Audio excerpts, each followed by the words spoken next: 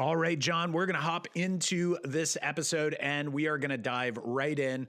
We get these questions all the time. Here is something that I'm hearing from clients quite often is that they take a certain amount for a salary or a dividend, but they're not exactly sure why. And oftentimes they're wondering like, what's the difference? Is there a difference? Should I do something differently?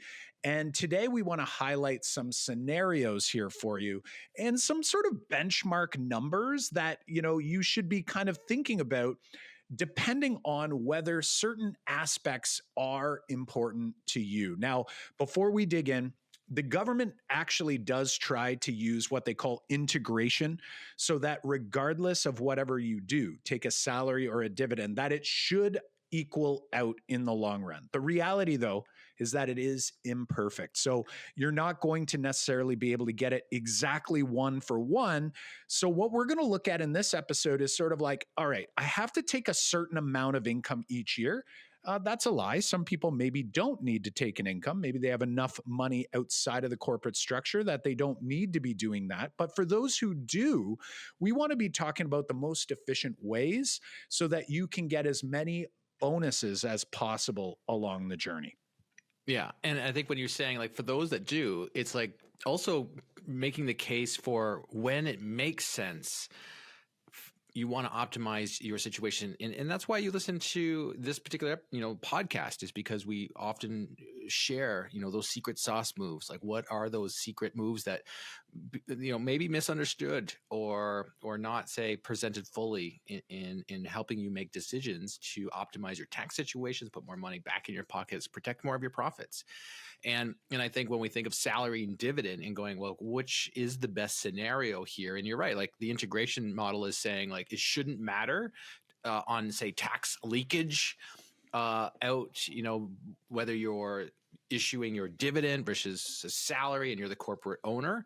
But then there's also like these competing theories you hear out there saying like, oh, a dividend's going to make more sense usually, or a salary might make more sense. And this is why it's like, there's no like hard and fast rule in a way, because it will depend on the business owner and what benefit they're actually looking to achieve. And it can change over time.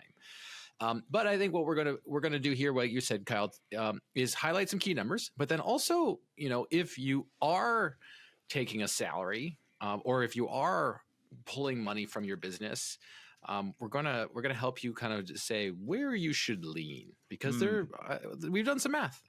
Being some math teachers, we dig into the math, and we do want to dispel a myth, about that. Always one or the other, or which one's better. Like we're gonna shed on that and let you in on the secret of like where you should, if you have to take something. Yeah, I was on a call recently, name I will not disclose, amazing client and a listener. So this person may recognize this comment because I mentioned it on the call and I tried to make sure that I helped them understand what was really happening. But they had said, on the first $40,000 of a dividend that he pays himself, he's able to take that completely tax-free. And, there's some truth to that, but I think there's some misconception to that as well. And basically, if you're taking only $40,000 out, which this person is not, by the way, but they had this mindset or this thought that first 40,000, that there is no tax and there was no tax. And in reality, though, when we look to dividends, the dividend has already been taxed at the corporate level. So if I was to just take around $40,000 out here in Ontario, that is, I know we are very heavily skewed towards the Ontario tax brackets and so forth, but all of our Canadian friends, it's very, very easy to extrapolate to different provinces. But if you take that 40,000 out, you may not have to pay any tax out of pocket for you personally, or it's a very, very small amount.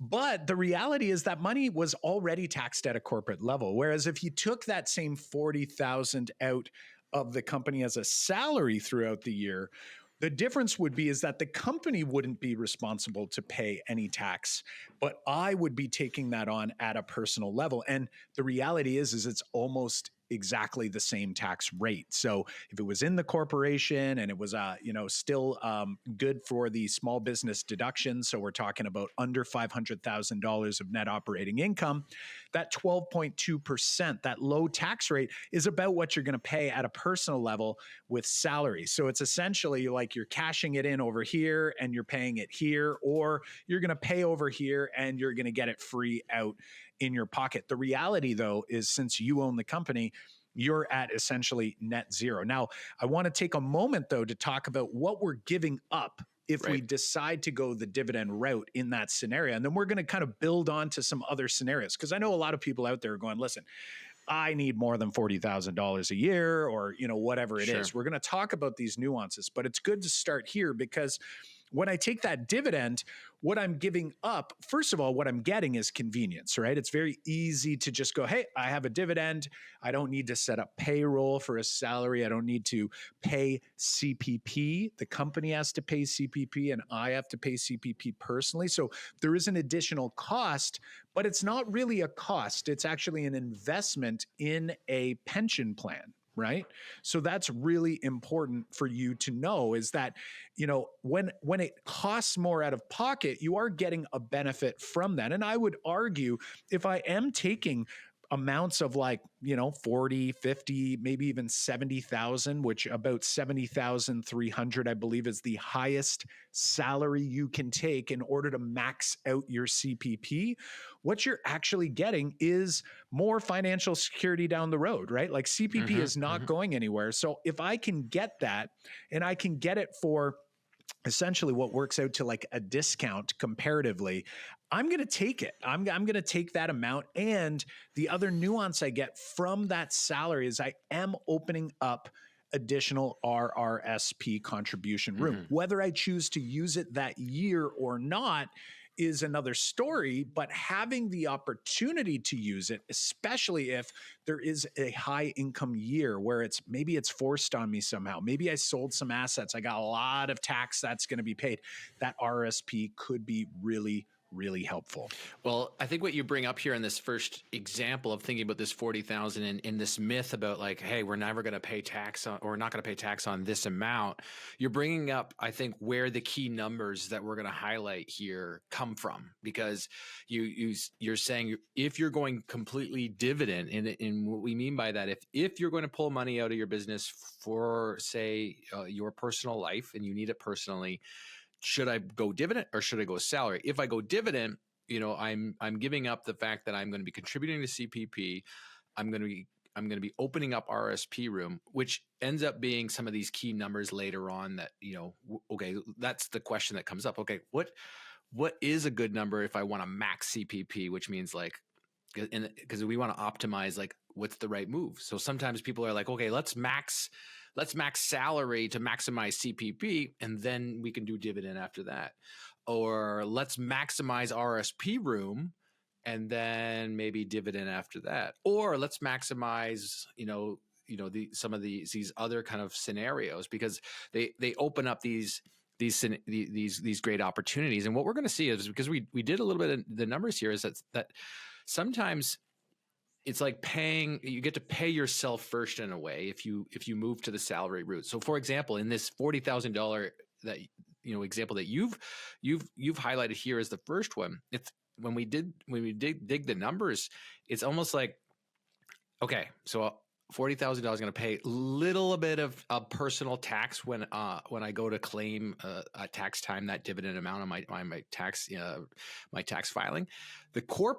My corporate structure paid almost $5,000, a little bit more than $5,000 tax, which means total tax leakage on that side was like $6,000.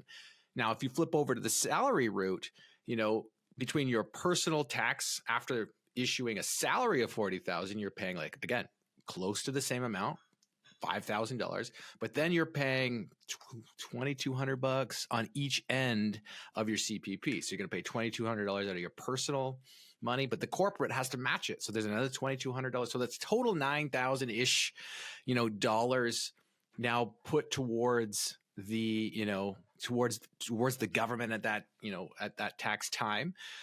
Versus your $6,000 on the dividend side.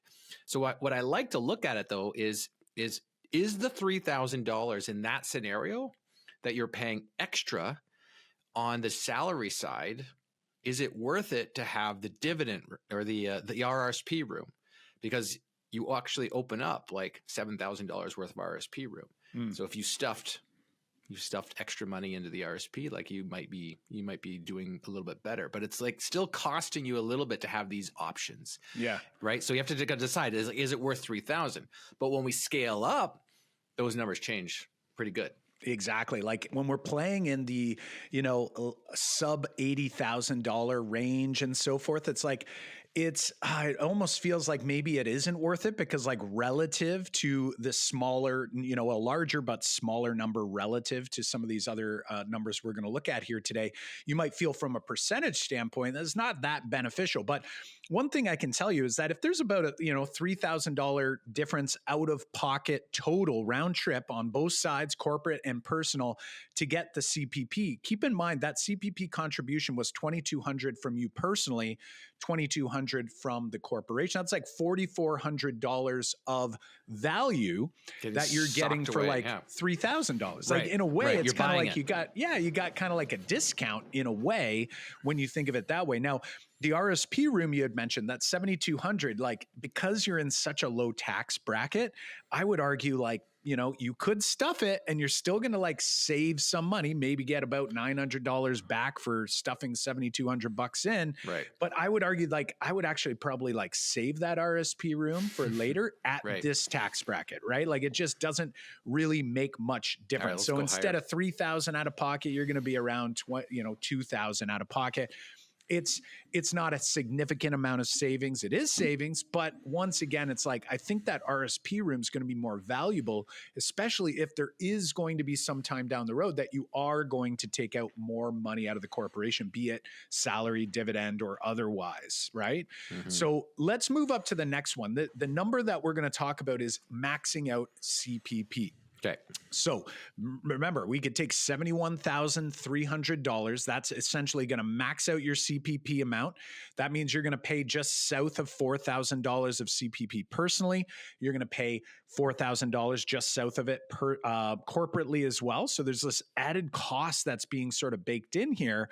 But at the end of the day, like when we look at the difference is going to be about $4,600, right? So again, you've got like $7,800 worth of sort of CPP contribution, almost like an investment, but it's like you only really cost you $4,600 out of pocket in order to maximize CPP, noting that CPP also has a disability portion to it as well, which is just a bonus for incorporated business owners like ourselves, right? We would say it's not enough disability. If you don't have disability insurance, you should have disability insurance. If you're not working for some other employer that has a program, you want to have long-term disability because who knows, if you're the breadwinner of your family or if you're the key person in your business, you want to make sure disability is taken care of. We do assist our business owner clients with disability if they have that big hole in their armor, in their structure there.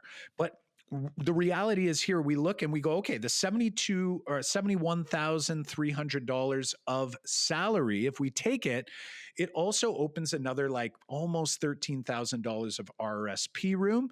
And now the tax refund gets a little bit better because we're moving up the bracket. So you could take $12,000, put it in your RSP, and get around $3,700 back from tax.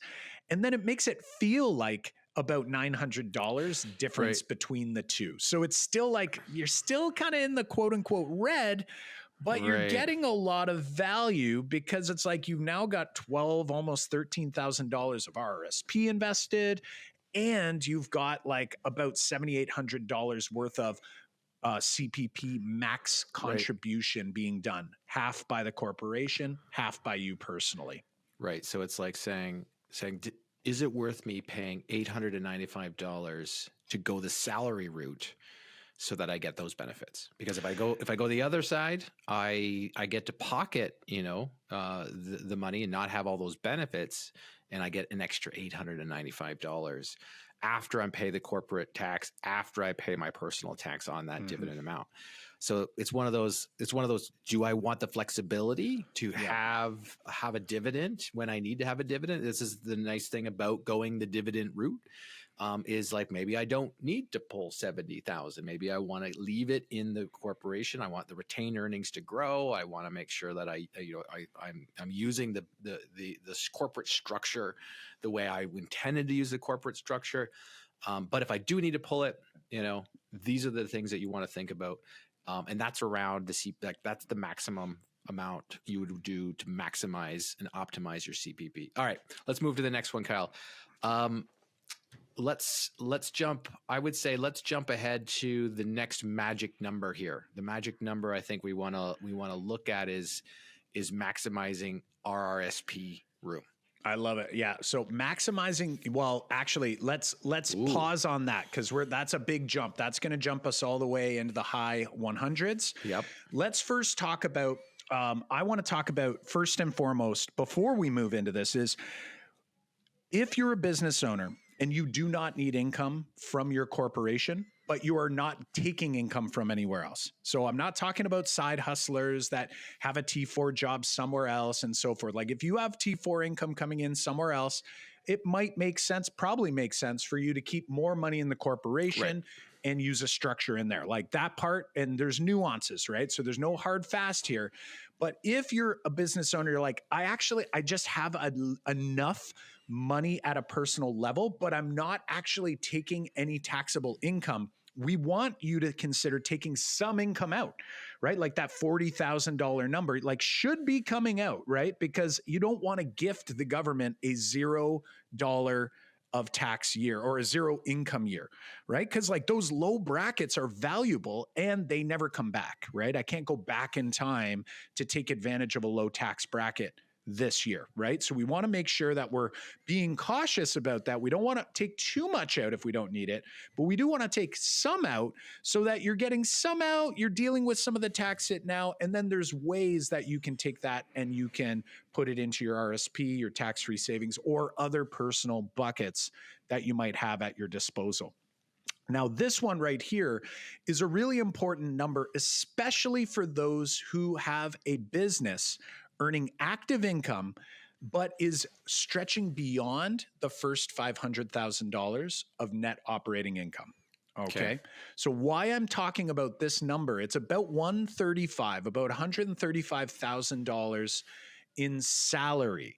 And we're going to be specific about this. If you are earning more than $500,000, and I'm going to use an easy number here, and let's pretend it was $630,000 of net operating income in your active business, there is $130,000 sitting there that is due to be taxed in the corporation at the higher active rate, which is going to be 26.5% if you're here in Ontario. It's going to vary in different provinces, but it's a higher rate than the 12.2% we paid on the first 500,000.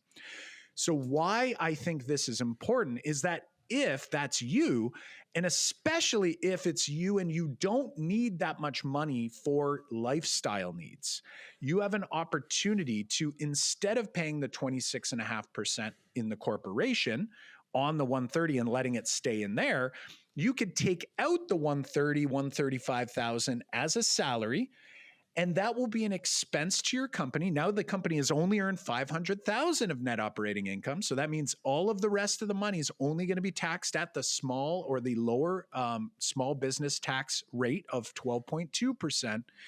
And I'm going to take on the personal taxation at around an average tax rate of the 26.5%. So this number is going to vary depending on your province and the tax rate that we're talking about here, right? But you can see where I'm going, and I go, well, if I had to pay that much over here, I might as well pay it over here.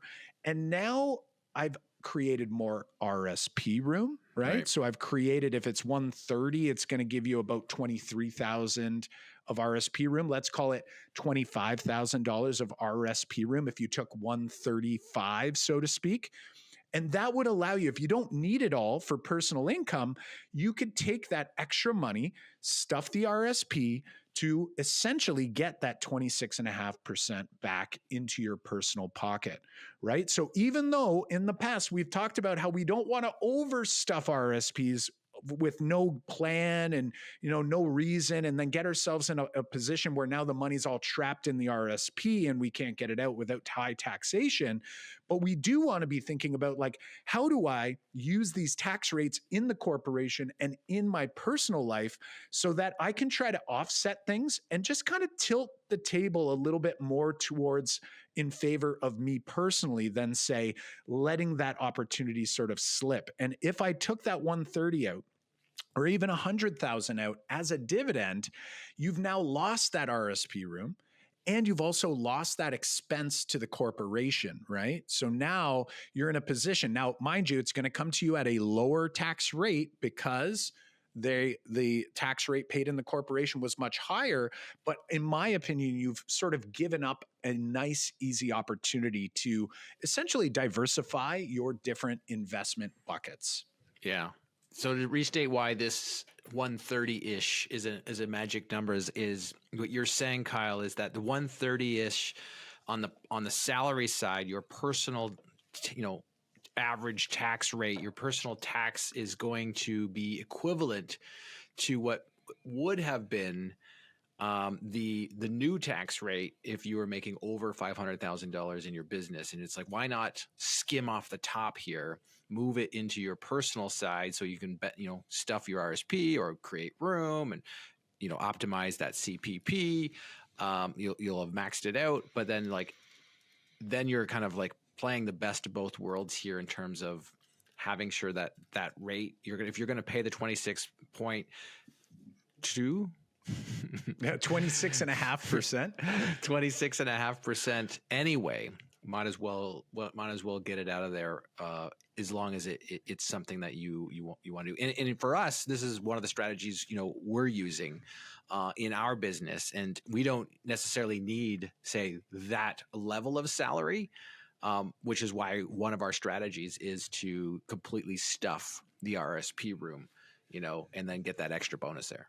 Yeah, and I look at it as, hey, if I end up with a really big RSP because it sort of like made sense to do it, not because I was aimlessly overstuffing it, but if it's like, hey, if that money was going to be trapped in the corporation, or I could have some in this essentially tax deferred bucket that I don't have to worry about capital gains taxes or anything. Now, keep in mind, all the capital gains will be eventually taxed at whatever your income rate is. There's those negatives, don't get me wrong, but I'm not talking about draining your company and putting it all in the RSP. That is not what we're after. We're just looking for ways that we can easily optimize, right? Like, this seems like a nice, easy thing that I can do. And the beautiful part is that by not going all in on any one strategy, it's sort of just gives you this level of confidence that it's like, I've got opportunities and options. And that's what we always talk about here is how do we give ourselves the most optionality possible with our different tools. And if we compare it back to the other case where, remember when we were pulling 70,000 as a salary, and it was and when we compared the tax leakage with the CPP contribution with the RSP stuffing, remember that we were paying $895 for the opportunity to have that. If we compared it to, say, the dividend, it was costing us in a way an extra $895 in tax to do that. But when you look at it at this level, so at the 130 level, if you compare the same type of the scenario, if we look at the personal tax on the dividend side, the corporate tax, we factor that in, we compare it back to the salary, the personal tax, the CPP contributions you're going to make. Let's say we don't even worry about stuffing the RSP. What happens here, though, is that you end up being slightly better off if you go salary, which means you're saving more in tax on the salary.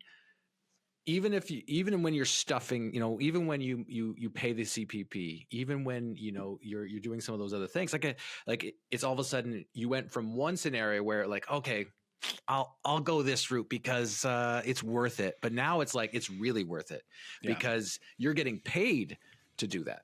Yeah, exactly. And, there's a lot of ideas out there. And even in earlier episodes, way back at the beginning of our show, like where we talked about, hey, somewhere around this $90,000 to $100,000 mark was like, hey, we encourage a salary. After that, maybe a dividend. And really, the idea behind that is like, if you don't need this money for lifestyle, and if you were still earning at this, under the small business tax credit, right? So if you're under the $500,000 mark, that can make sense because then you're not unnecessarily taking more money out than you need, and we can do deferral strategies inside the corporation. But as your net operating income grows, if your company is going to be paying at this higher tax bracket, this could be really helpful. And what ends up happening is the tables start to shift where, as we mentioned, that the integration of the dividend versus the salary that the government's trying to do, it's not perfect. And basically what we started to see in all of our calculations when we actually did the gross up and we did all of these things, just looking at the first $500,000 of earned income in a business, what we start to see is that the higher the amount of money that you need in your personal life, the better off a salary starts looking on paper. Not just because of the bonuses, as you mentioned, but actually that you're actually getting a slight benefit from a tax perspective at the salary level. Now, when I layer on the RSP benefits, right? So for example, at that 130 mark, we calculated, 23 and change. So almost, $23,400 of RSP room.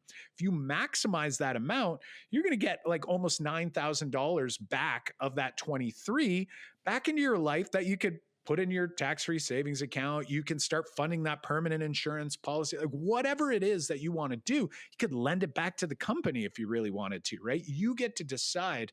But really what we're trying to do is go, okay, how do we get the most bang for our buck when we know how much money we need for lifestyle, and how do we work around that? So the next number that we're going to dig into, and John, you had sort of prefaced it a little earlier, is like the maximum contribution amount that we can get in our RSP is 18% of your earned income, not a dividend, but a salary or other income of that sort. You can get that up to $180,000, $180,500. That's the maximum amount that we can contribute, because that gives us essentially around 32,000 or so, or 31 and change thousand of RSP room. That's like the cap that we have, at least for 2025, right? It slowly goes up each year. But the reality is that if you were spending or aiming to spend around 150, or you needed 150, say for lifestyle, now that's pre-tax dollars, and if we were to take that 150 as salary, it's like, it almost, in my world, I go, if I'm going to need that for spending, I'm going to push up. If there's money in my corporation, I'm going to try to push up so I can at least take advantage of this RSP contribution room.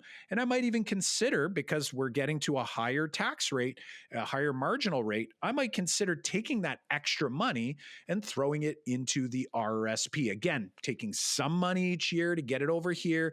There's still likely going to be a significant amount in the corporation that we're going to want to strategize and utilize some of these other structures with as well. Yeah, I like this. I like this option. And I think you phrased it very well in the sense of saying, if I don't need 180, but I'm somewhere within the 30,000 there, then let's pull 180 as a salary, and then let's move a good chunk of that into the RSP to capitalize on the RSP. Because in a way you're paying yourself, and all of a sudden you get this tax refund, and that's the most tax refund you're going to get at that level. It's in a way kind of a no-brainer, if you're kind of close to that. Like, we do want to preface, like, if you don't need $150,000 to live, then I would be making sure that it stays up in the corporation at that point. Like, if you only need to pull it, this is what the scenarios we're looking at, versus a dividend, right? Like, you're going to go salary to get that benefit versus a dividend at that level. That's kind of a nice secret sauce, number to kind of look for, is to look at that next number as being 180,000 ish Yeah.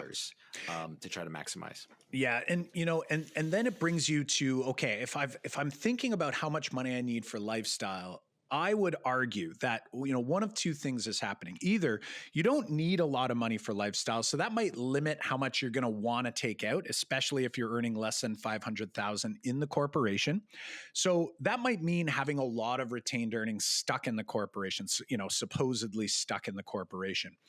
And the first natural step for people is to put it right into investments. And that's great, like definitely right mindset to have. However, that's where we start to get into some more of these structures that we've talked about on some of the past shows. So this is where permanent insurance sort of comes in. Even if you're taking a little bit at a personal level, but you're leaving some money. Now, some people say, like, what is a lot of money? Some people start policies where they put, $12,000 of corporate dollars into the policy to start building up a tax-free bucket. It's very conservative, so we're not talking about NVIDIA, although I'm going to record an episode about NVIDIA, all you NVIDIA holders. This is why we don't like holding single shares, because the best stock in the universe just went down like 20% this past week. But we've got a conservative bucket here that can be leveraged and utilized. And of course, down the road, the net death benefit is paid out tax-free to shareholders through the capital dividend account. Now, for those of you that are taking larger salaries or larger dividends, if maybe that's how you've been doing it in the past, maybe this will shift your thinking today. There are ways that we can incorporate leveraged insurance strategies so that you don't have to take as large of a salary. All right. So if I was speaking to someone who was taking $400,000. Why? Because they needed more than $200,000 after tax of essentially income to live off of.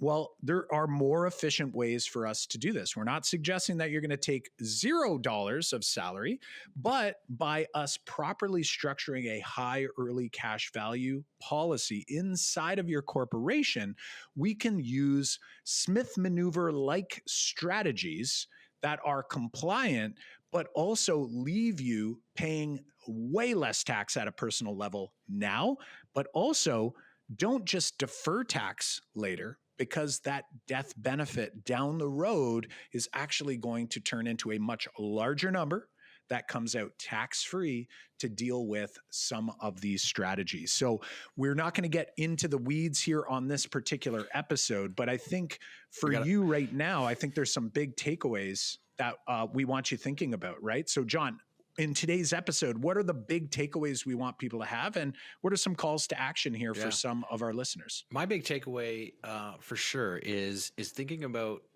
optimizing the amount of money that you need to live on and coming up with that number, right? Like if you have that number, then you can optimize the salary that you need to take. And we've made a case here that in most cases, if you're looking at getting some of those benefits, EPP benefits, RSP room benefit, then salary is a good choice to make, because you end up saving more in tax than dividend.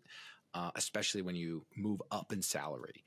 We talked about some key numbers to watch out for. And if those personal income levels that you need are anywhere around those key numbers, then we've given you some strategies to kind of manage and optimize those key numbers and how to think about those key numbers. That's a big kind of win for me, is to think about those. And then the other big win here is to leave the money in the corporation of anything you don't need, but then think about how to optimize that component. Kyle was talking about, the way that we, utilize whole life insurance inside our corporation as a pass-through structure, but also as, a way to kind of build our wealth. And we've got strategies around how to optimize that. You can head on over to CanadianWealthSecrets.com/masterclass to learn all about how to optimize and structure that side of things. I love it. I love it. And friends, for those who are interested and they feel like they're ready to dig into the weeds, you can always head over to CanadianWealthSecrets.com/discovery and book a discovery call so we can chat sometime real soon.